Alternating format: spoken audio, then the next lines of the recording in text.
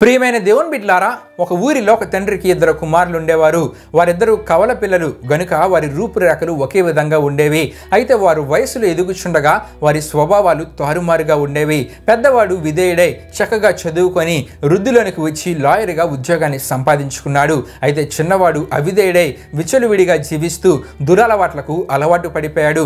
వృద్ధుడైన వారి తండ్రి తన మరణ పడకపై ఉన్నప్పుడు వారిద్దరిని పిలిచి, పెద్ద కుమారునితో, నాయనా, నీవు చక్కగా చదువుకున్నావు, మంచి ఉద్యోగాన్ని సంపాదించుకున్నావు, దేవుని యందు భయభక్తులు కలిగి జీవిస్తున్నావు, నిన్ను చూస్తే నాకెంతో సంతోషము తృప్తి కలుగుతుంది. కానీ నీ తమ్ముడిని చూస్తే జీవితంలో గమ్యం లేనివాడిగా బికారిగా జీవిస్తూ ఉన్నాడు.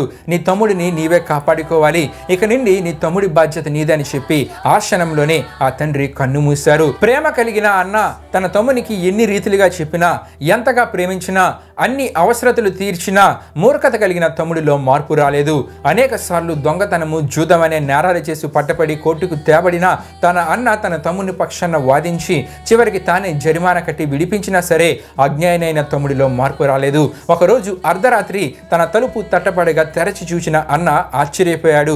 రక్తపు మరకలతో ఉన్న వస్త్రాలతో చేతిలో కత్తిని పట్టుకుని ఉన్న తమ్ముని చూచి, అరే ఏం జరిగిందిరని అడగగానే ఆ తమ్ముడు అన్నతో, అన్న, నేను ఈరోజు ఒక ఇంటికి దొంగతనానికి వెళ్ళాను.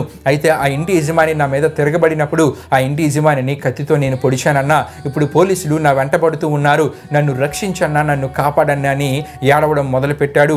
ఒక్క క్షణం ఆలోచించిన అన్న తన తమ్మునికి తన చొక్కానిచ్చి, ఆ రక్తపు మరకలతో ఉన్న చొక్కాను, ఆ కత్తిని నాకు ఇయ్యు అని అన్నాడు. ఆ మాట వినగానే తమ్ముడు, ఎందుకన్నా ఈ విధంగా నీవు అంటున్నావు అని ఆ అన్నను ప్రశ్నించగా, ఆ అన్న, నీ స్థానంలో ఈ శిక్షను నేను అనుభవించి ఉరి తీయబడతాను. యేసుక్రీస్తునందు భయభక్తులు కలిగి జీవించాను కాబట్టి పరలోకానికి నేను వెళ్తాను. కానీ నీవు పాపిగా జీవించావు కాబట్టి ఇప్పుడు నీవు మరణిస్తే నరకానికి వెళ్తావు. ఇక నుండైనా ఈ పాపపు జీవితాన్ని విడిచిపెట్టి మంచిగా జీవించని ఆ తమ్మునితో చెప్పాడు. ఈలోగా పోలీసులు అక్కడికి వచ్చి రక్తపు మరకలు ఉన్న చొక్కాని ధరించి కత్తిని చేతిలో పట్టుకుని ఉన్న అన్నయ్యే అంతకుడని భావించి అన్నని తీసుకుని వెళ్ళి శిక్షించి ఉరి తీశారు.